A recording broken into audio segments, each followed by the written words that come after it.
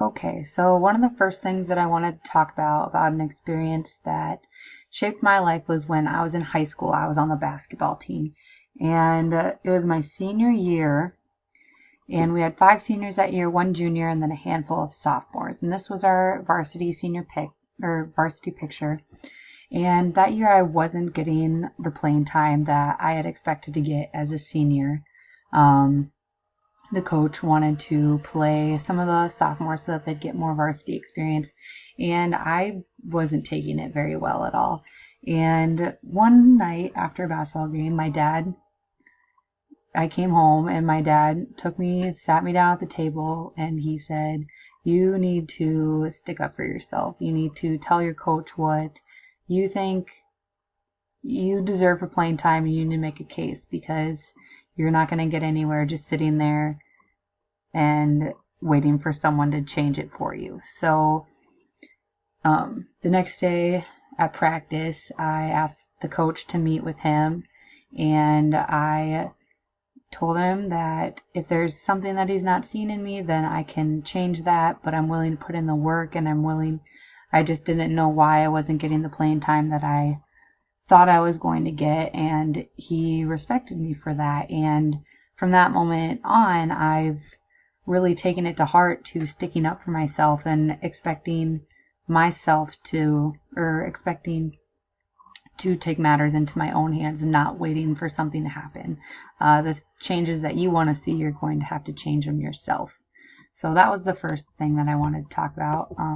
The second one was after about a year after I joined my sorority. This is a picture my sophomore year, and these are all my sorority sisters. One of the seniors had come up to me and talked to me about how they weren't very impressed with the involvement that I had had initially in my sorority. They talked about how I was an awesome pledge member, but coming into the active sorority, they just didn't see the involvement that they had hoped to see. And so I took it upon myself to try and get more involved and really throw myself into the organization. And from there, I actually was elected to sisterhood chair. And then from there, I was elected onto the executive office, which was an education chair. And then after that, I actually became president, which is what I'm serving now. And so one of the big lessons that I took away from that moment with that specific senior was that you need to dedicate the time that you're only going to get out what you put in. If you want to succeed at the things that are important to you, you need to make sure that you're putting in the initiative to make the best of what you're given.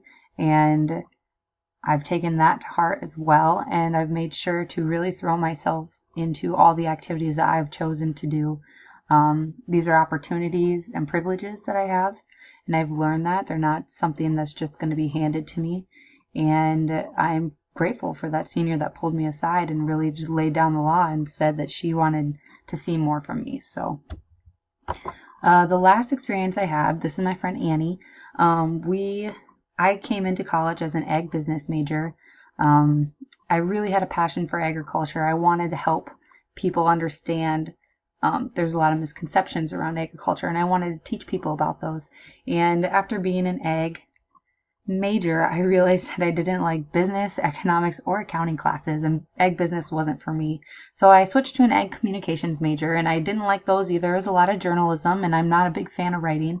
So I was talking to my friend Annie about it, how I just felt really lost in where I was going to go with college, and time was running out. I was halfway through my sophomore year. It was time to pick a major and get to it. And she said, "Why?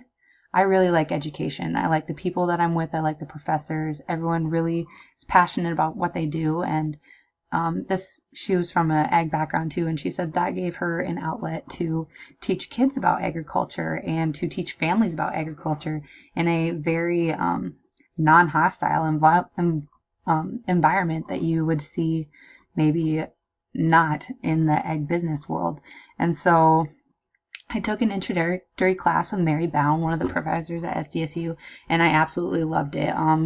There I was allowed to get involved in some centers in Brookings, and it was great. I loved working with the kids. They love learning, which was awesome. And I could see myself really advocating for agriculture through this format. And from there, I just threw myself into the College of Education. And that's how I am here today giving this video. Is I'm about to finish up my degree, and I hope to go on and teach hopefully preschool or kindergarten, and show kids what agriculture is all about and kind of get away from those misconceptions that you see. So thank you for listening.